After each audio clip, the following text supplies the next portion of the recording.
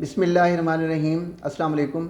ناظرین، آج سے چند روز پہلے مجھے ریڈیو پاکستان کے ایک پلیٹ فارم پہ ایک خصوصی انٹرویو کے لیے انوائٹ کیا گیا۔ تو انٹرویو کے دوران سامعین کی طرف سے بہت زیادہ سوالات آئے، تو میں نے کوشش تو کی کہ اس انٹرویو میں ان کے جواب دے سکوں تفصیل کے ساتھ، لیکن چونکہ انٹرویو کا وقت آپ جانتے ہیں کہ محدود ہوتا ہے، تو اس میں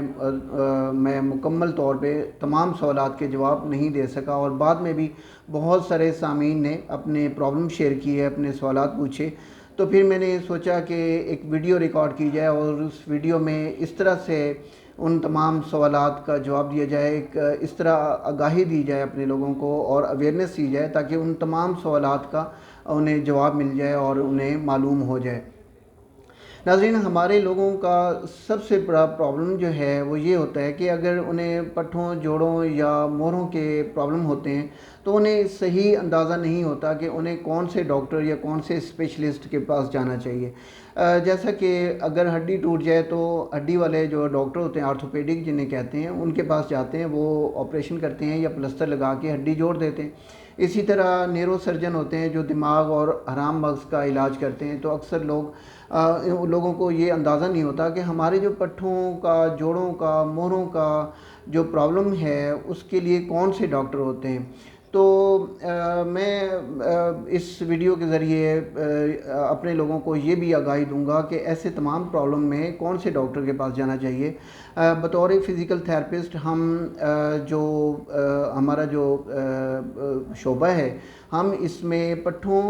جوڑوں اور مہروں کے مسائل کا علاج کرتے ہیں۔ اب ہمارا یہ طریقہ علاج جو ہے وہ تھوڑا سا مختلف ہوتا ہے، باقی جتنے بھی طریقہ علاج ہیں اس میں آپ کے پٹھوں کا علاج، آپ کے جوڑوں کا علاج، آپ کے مہروں کا علاج صرف دوائیوں سے کیا جاتا ہے۔ اب دوائیاں، درد کی دوائیاں ہوتی ہیں، آپ جانتے ہیں یا جو لوگ تجربہ کر چکے ہیں وہ یہ جانتے ہوں گے کہ دوائی کا جو اثر ہے وہ ایک مخصوص وقت تک ہوتا ہے۔ جب دوائی کا اثر ختم ہوتا ہے تو درد ویسے ہی آ جاتا ہے، اور درد کی دوائیوں کا سب سے بڑا نقصان یہ ہوتا ہے کہ اگر وہ زیادہ عرصہ لیے جائیں تو ان کا براہ راست اثر جو ہے آپ کے معدے کے اوپر ہوتا ہے۔ جو لوگ تجربہ کر چکے ہیں وہ تو بخوبی جانتے ہیں کہ دوائیاں، درد کی دوائیاں کھانے سے معدہ لازمی خراب ہو جاتا ہے اور بری طرح خراب ہوتا ہے۔ اس کے علاوہ درد کی دوائیوں کا جو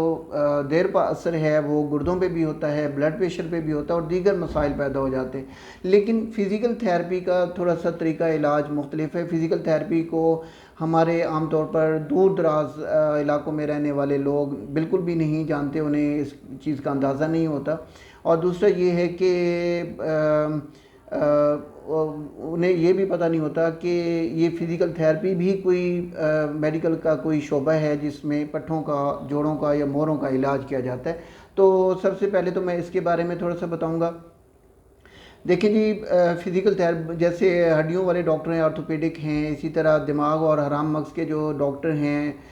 سرجن ہیں یا فزیشین ہے، نیورو سرجن یا نیورو فزیشین جنہیں کہتے ہیں، اسی طرح فزیکل تھیراپی بھی ایک شعبہ علاج ہے جن کے ڈاکٹرز کو فزیکل تھیراپسٹ کہتے ہیں۔ اب ان کا طریقہ علاج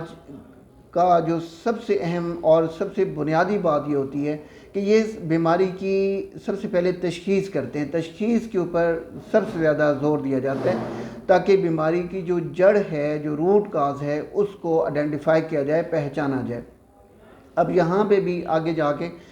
تھوڑی دو چیزیں اور مزید واضح ہو جاتی ہیں۔ ایک تو بالفرض ہم دیکھتے ہیں کہ ایک مریض آیا، اس کے پٹھے خراب ہیں، تو ہم دیکھتے ہیں کہ ان پٹھوں کی خرابی کے پیچھے وجہ کیا ہے۔ کیا یہ یورک ایسڈ کی زیادتی کی وجہ سے اس کے جوڑ اور پٹھے خراب ہو رہے ہیں، یا وٹامن ڈی کی کمی کی وجہ سے ان کے پٹھے یا جوڑ خراب ہو رہے ہیں۔ اسی طرح اور دیگر شکایات ہوتی ہیں جو وٹامن ڈی کی کمی کی وجہ سے ہوتی ہیں، جیسے قبض جو ہے وہ مستقل رہتی ہے، تو یہ بھی ایک وٹامن کی کمی کی وجہ سے ہو سکتی ہے۔ اسی طرح ہر وقت کی طبیعت میں تھکاوٹ رہنا، بیزاری رہنا، چڑچڑاپن رہنا، غصہ آنا، کام کرنے کو دل نہ کرنا، ہر وقت طبیعت پہ ایک انجانا سا بوجھ اور ایک خوف اور ایک منفی سوچیں آنا، اور ایسے جیسے کوئی خدا نہ خاصا ڈپریشن کا کوئی پرابلم ہو گیا۔ تو یہ ساری چیزیں ہم سب سے پہلے تو یہ چیزیں دیکھتے ہیں کہ یہ جو پٹھے یا جوڑ خراب ہو رہے ہیں کہیں یورک ایسڈ کی وجہ سے تو نہیں ہے، کہیں وائٹامن ڈی کی کمی کی وجہ سے تو نہیں ہے، یا پھر میگنیشیم کا کوئی ڈسبیلنس تو نہیں ہو گیا جس کی وجہ سے یہ پرابلم آ رہا ہے۔ پھر اس سے بھی ہم آگے جاتے ہیں، چونکہ ہم نے بیماری کی روٹ کاز کو جس کی وجہ سے یہ سارے پرابلم شروع ہوئے تھے ان کی طرف جاتے ہیں۔ اب یہ دیکھتے ہیں، اگر بالفرض ہمیں یہ پتہ چل جاتا ہے کہ ایک مریض ہے اس کی بچپن سے ہی اس کو یہ پرابلم چل رہے ہیں، تو ہم دیکھتے ہیں کہ اب وائٹامن ڈی کی اگر کمی ہمیں محسوس ہوتی ہے کہ اس مریض میں وائٹامن ڈی کی کمی ہے، تو پھر ہم یہ دیکھتے ہیں کہ وائٹامن ڈی کی کمی کیوں ہوئی ہے، کیونکہ ہم نے اس کی جڑ کو پکڑنا ہوتا ہے۔ کیا وہ اس کو موروثی طور پہ، خاندانی طور پہ یہ وراثت میں ملی ہے، یا اس کا کوئی لائف سٹائل ایسا ہے؟ جیسے اکثر لوگ انڈر گراؤنڈ کام کرتے ہیں، ان کو سورج کی روشنی نہیں ملتی، یا ایسے علاقے میں رہتے ہیں جہاں پہ سورج کی روشنی کم پڑتی ہے، تو وہاں ایسے لوگوں میں وائٹامن ڈی کی مقدار نسبتاً کم ہوتی ہے، تو اس کے بعد یہ پرابلم شروع ہو جاتے ہیں۔ یا پھر جو ڈائٹری ہیبٹس ہوتی ہیں، پیٹرنز ہوتے ہیں، کھانے پینے کی عادات ہوتے ہیں، وہ یہ بھی ہم دیکھتے ہیں کہ ان کی کوئی خوراک میں ایسا پرابلم تو نہیں ہے جس کی وجہ سے یہ چیز ان کی خوراک میں پراپر نہیں جا رہی، جس کی وجہ سے ان کی جسم میں اس چیز کی کمی ہو رہی ہے۔ تو ہم بہت بنیادی طور پہ بنیاد پہ جا کے چیزوں کو آئیڈینٹیفائی کرتے ہیں، رول آؤٹ کرتے ہیں، اس کے بعد ہم تشخیص کے بعد پھر مریض کا علاج کرتے ہیں۔ پہلی بات تو یہ ہے کہ فزیکل تھیراپی کی بنیاد ہی بیماری کی جڑ کو پہچاننے سے ہوتی ہے۔ وہ پہچاننے کے بعد پھر جب چیزوں کو پتہ چل جاتا ہے کہ یہ خرابی ہے، اس کی وجہ یہ ہے، تو وہ تمام چیزیں جب ہم اس کو مینیج کرتے ہیں، ان کو گائیڈ کرتے ہیں، انہیں ایڈوائز کرتے ہیں، تو وہ بہت ہی کم وقت میں، چونکہ تشخیص صحیح ہوتی ہے اس لیے علاج بھی صحیح ہوتا ہے، بہت کم وقت میں مریض بالکل ٹھیک ہو جاتے ہیں۔ پھر دوسری بات یہ ہے کہ اگر ہم آگے چل کے دیکھتے ہیں کہ اب پٹھے میں خرابی کس حد تک ہو چکی ہے۔ پٹھے میں اگر ایک چیز ہوتی ہے ایٹروفی، جس میں پٹھے سکڑ جاتے ہیں، ڈسٹروفی ہوتی ہے، اس میں بھی ہم دیکھتے ہیں کہ یہ جو پٹھوں میں سکڑاؤ ہو چکا ہے یا تناؤ آ چکا ہے، یہ پٹھے سخت ہو کے کمزور ہو چکے ہیں، یہ کہیں ایسی موروثی بیماری، جینیٹک کوئی ڈس آرڈر تو نہیں ہے جس کے لیے عام طور پہ ایک میڈیکل ٹرم یوز ہوتی ہے، مایوپیتھی۔ اب مایوپیتھی بھی ایک الگ چیپٹر ہے، ایک الگ تفصیل ہے اس کی، وہ موروثی طور پہ ہوتی ہے، اور اسپیشلی ایسے بچوں میں یا ایسے لوگوں میں ہوتی ہے جن کی والدین کی کزن میرجز ہوتی ہیں۔ اس میں بھی ہم دیکھتے ہیں کہ یہ جو مایوپیتھی ہے، پٹھوں کی یہ موروثی بیماری جو ہے، یہ اس میں بھی دو قسمیں ہوتی ہیں۔ ایک قسم میں بہت پہلے بچپن میں 5 سال کی عمر میں بھی وہ علامات ظاہر ہونا شروع ہو جاتی ہیں، اور کچھ لوگوں میں 40 سال کے بعد وہ ظاہر ہونا شروع ہو جاتی ہیں، تو وہ ہم اس کی پہچان کرتے ہیں، اس کو ڈائگنوز کرتے ہیں، اس کی آئیڈینٹیفیکیشن کرتے ہیں۔ اس کے بعد پھر ہم دیکھتے ہیں کہ اگر ایسا کچھ نہیں ہے، کسی وائٹامن کی کمی کی وجہ سے ہو رہی ہے، یا ان کے کوئی لائف سٹائل ہے۔ آپ دیکھیں، ایک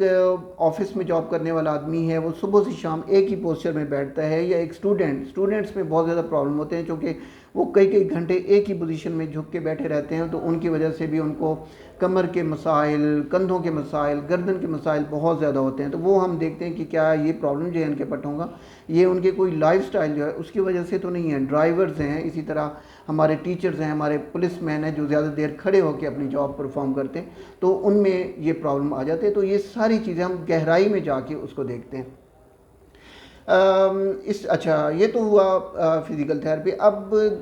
سب سے پہلا جو کویشچن بہت زیادہ کثرت سے کیا گیا تھا وہ یہ تھا کہ موروں کے مسائل، اس میں ڈسک کی وجہ سے بہت زیادہ پرابلم لوگوں نے شیئر کی ہے کہ ہماری ڈسک دب گئی ہے، اس کی وجہ سے ہمیں MRI میں بتایا گیا ہے کہ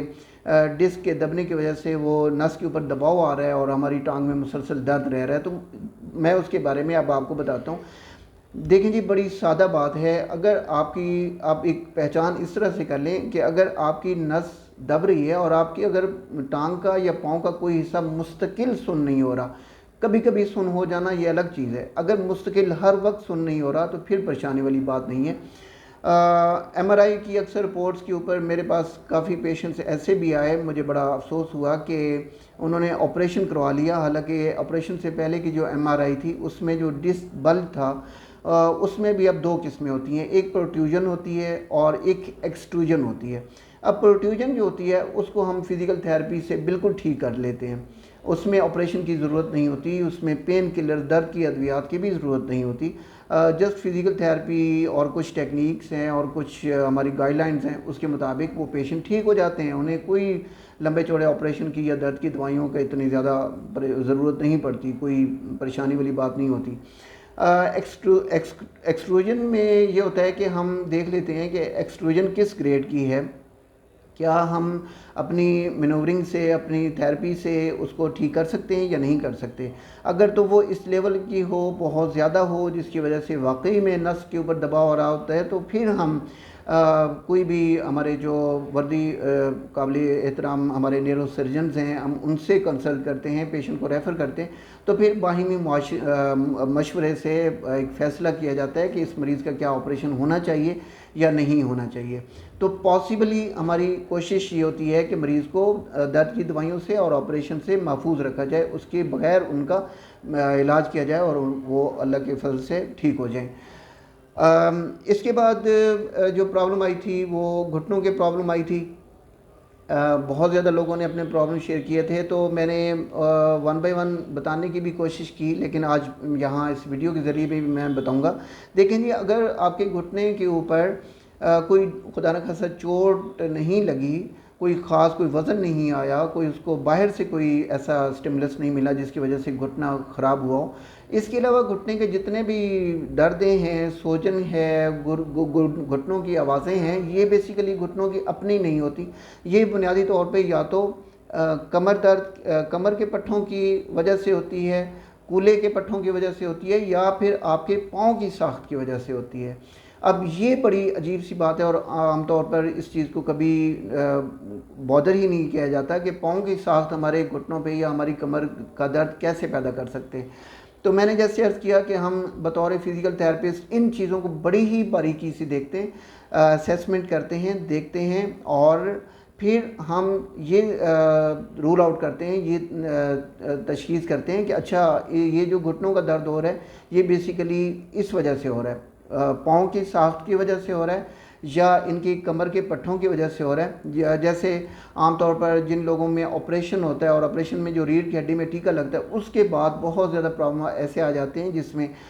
کمر کا درد مستقل رہنے لگ جاتا ہے، اور اس کی وجہ سے پھر آہستہ آہستہ گھٹنوں کی طرف چلا جاتا ہے، خصوصاً خواتین میں جن میں بچوں کے لیے آپریشن ہوتے ہیں اور ریڑھ کی ہڈی میں ٹیکا لگتا ہے، ان میں تو بے شمار ایسے لا تعداد میں کہوں گا کہ پیشنٹس ایسے ہیں جن میں یہ پرابلم شروع ہو جاتے ہیں۔ پھر اس لیے اگر گھٹنوں کا پرابلم ہے تو سب سے پہلے آپ تشخیص کروائیے کہ ہو کیوں رہا ہے۔ وہ تشخیص کے بعد جب وہ خرابی ہے اس کو جب ہم ٹھیک کرتے ہیں، اگر کمر کی درد کی پٹھوں کی وجہ سے ہے تو وہ کمر کے پٹھوں کا علاج کرتے ہیں تو وہ ٹھیک ہو جاتے ہیں۔ یہاں مریض بڑے میرے پاس آ کے بڑے حیران ہوتے ہیں کہ ڈاکٹر صاحب ہم تو آئے تھے ادھر گھٹنوں کا درد لینے کے لیے اور آپ نے کمر کا درد بتایا اور اس کا علاج بتا رہے ہیں۔ تو چند دن بعد جب وہ ہوم پلان کرنے کے بعد میرے پاس آتے ہیں تو وہ بتاتے ہیں کہ واضح فرق ہے اللہ کے حکم سے۔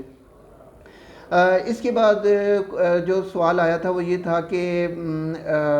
جو فزیکلی امپیئرڈ بچے پیدا ہوتے ہیں، جو پیدائشی طور پہ بچے پیدا ہوتے ہیں، اب ایک صاحب نے کویسچن کیا تھا کہ ان کا 2.25 سال کا بیٹا ہے اور وہ بیٹھتا ہے جب تو اپنی گردن نہیں سنبھال سکتا، گر جاتا ہے آگے، بیٹھ نہیں سکتا، اور یہ ایسے بچے جو ہوتے ہیں میرے پاس بہت کثرت سے پیشنٹس آتے ہیں، ڈیلیڈ مائل سٹونز ہوتے ہیں انہیں کہتے ہیں۔ اس میں اکثر پیشنٹ جو میرے پاس یہاں تک پہنچتے ہیں وہ ہمیں بتاتے ہیں کہ جی ایک تو ہم نے پٹیاں لگوائی ہیں اور پھر کوئی کرنٹ کی مشینوں سے علاج کروایا، تو یاد رکھیے گا یہ اپنے ارد گرد لوگوں میں بھی آگاہی دیجیے گا کہ ایسے بچوں میں کبھی کرنٹ والے تھیراپی سے علاج نہ کروائیں۔ مینول فزیکل تھیراپی جو ہماری تھیراپیٹک ٹیکنیکس ہیں مینولی جو ہم ہاتھوں سے پرفارم کرتے ہیں وہ سب سے زیادہ افیکٹو ہیں، اور اس سے ایسے بچے بہت جلد ٹھیک ہو جاتے ہیں اور انہیں ان کے جوڑ بجائے سخت ہونے کے بالکل ٹھیک ہو جاتے ہیں، اور تھوڑے ہی عرصے میں وہ بچے اپنی ان میں پٹھوں میں طاقت واپس آ جاتی ہے، وہ بچے اپنے آپ کو مضبوط فیل کرتے ہیں اور بہتر پرفارم کرنا شروع ہو جاتے ہیں، اور ان کی وہ جو ویکنس ہے وہ ختم ہو جاتی ہے۔ اسی طرح ایک پیشنٹ نے مجھے فون کیا تھا کہ انہیں بہت عرصے سے قبض رہتی ہے اور بڑے پیشاب میں کبھی کبھی خون بھی آتا ہے، اور ان کی طبیعت میں گردن ان سے نہیں موڑی جاتی، گردن موڑیں تو ان کی گردن میں ٹک ٹک کی آوازیں آتی ہیں جیسے کوئی پٹھے بالکل رسی کی طرح کھنچ چکے ہیں۔ تو ایسے میں جی ایسے تمام کیسز میں جن میں قبض بہت پرانی رہ رہی ہو اور پٹھے ان کے بہت زیادہ سخت ہوں، کمر کے درد اور خصوصاً گردن کے اور شولڈرز کے درد بہت زیادہ ہوتے ہیں، ایسے کیسز میں ہم وائٹامن ڈی کو دیکھتے ہیں۔ وائٹامن ڈی کا جو ہم سارا تشخیص کرنے کے بعد پھر بتاتے ہیں، تو یہ تقریباً 3 مہینے سے لے کے 6 مہینے تک پھر ہم ان کو ساری گائیڈ لائنز دے دیتے ہیں، اور 3 مہینے تک اکثر پیشنٹ ٹھیک ہو جاتے ہیں، لیکن کچھ پیشنٹس ایسے ہوتے ہیں جن میں تھوڑا سا عرصہ زیادہ بھی لگ جاتا ہے، اور ان کے وہ تمام پرابلم جو ہیں، ان کے جو طبیعت میں بوجھل پن ہوتا ہے، غصہ ہوتا ہے، منفی سوچیں زیادہ آتی ہیں، نیند نہیں آتی، قبض رہتی ہے اور بھوک نہیں لگتی، بلڈ پریشر زیادہ رہتا ہے اور عجیب سی کیفیت ہوتی ہے، وہ ایسے مریض بالکل ٹھیک ہو جاتے ہیں۔ یہ تمام چیزیں تھیں، میں نے اس ویڈیو میں کوشش کی کہ وہ تمام سوالات کو سم اپ کر دیا جائے، اکٹھا کر دیا جائے اور تمام لوگوں تک یہ آگاہی پہنچ جائے۔ اس کے علاوہ بھی مزید اگر آپ اپنے کوئی پرابلم شیئر کرنا چاہیں، پٹھوں کے، موروں کے، ڈسک کے ریلیٹڈ کوئی پرابلم، آپ کے جوڑوں کے متعلق کوئی پرابلم، تو آپ مجھے شیئر کر سکتے ہیں۔ آپ کی ارد گرد کی کمیونٹی میں اگر آپ کے کوئی جاننے والا، کوئی عزیز ایسے پرابلم میں، پریشانی میں ہے، تو ان تک بھی یہ میسیج دے سکتے ہیں، تو آپ مجھے پرابلم شیئر کر سکتے ہیں۔ ہاں، ایک بات یہاں میں بہت ضروری کہوں گا، اپنے تمام لوگوں کو ریکویسٹ کروں گا کہ آپ جب بھی جائیں ڈاکٹر کے پاس، تو آپ ڈاکٹر کو پوری تفصیل سے ہسٹری بتائیں۔ اگر آپ کو بچپن سے وہ پرابلم شروع ہو رہا ہے، تو اب بچپن سے اپنی ڈیٹیل ہسٹری بتائیے، کیونکہ آپ جب ڈاکٹر کے پاس جاتے ہیں، آپ ڈاکٹر کو فیس دیتے ہیں، تو آپ اسی لیے فیس دیتے ہیں کہ آپ اپنی بیماری کا صحیح اس کی تشخیص ہو، اس کی صحیح پہچان ہو، صحیح علاج ہو، اور جس مقصد کے لیے آپ آئے ہیں وہ مقصد پورا ہو۔ اگر صرف درد کی دوائی لینی ہوتی تو آپ کہیں اور سے بھی لے سکتے تھے، لیکن ڈاکٹر کے پاس آ کے فیس دے کے آپ جو اتنی تکلیف کر کے آتے ہیں، تو اس کا کوئی مقصد ہوتا ہے۔ یہاں میں نے اکثر دیکھا ہے کہ ہمارے مریض تفصیل سے ہسٹری نہیں دیتے، پتہ نہیں وہ یہ سمجھتے ہیں کہ ڈاکٹر کے پاس وقت کم ہوگا یا وہ جلدی میں ہوتے ہیں، مجھے اس چیز کی سمجھ نہیں آئی۔ ڈاکٹر کے پاس جب بھی جائیں تو پلیز، خصوصاً اگر آپ میرے پاس تشریف لاتے ہیں یا میرے ساتھ کیس ڈسکس کرتے ہیں، تو پلیز آپ پوری تفصیل سے اپنا کیس ڈسکس کریں، اپنی ہسٹری شیئر کریں، تاکہ ہمیں آپ کی بیماری کی جو روٹ کاز ہے اس کو پہچاننے میں، اس کو آئیڈینٹیفائی کرنے میں، اس کو ڈائگنوز کرنے میں آسانی ہو اور آپ کا علاج ٹھیک طریقے سے ہو سکے۔ جزاک اللہ۔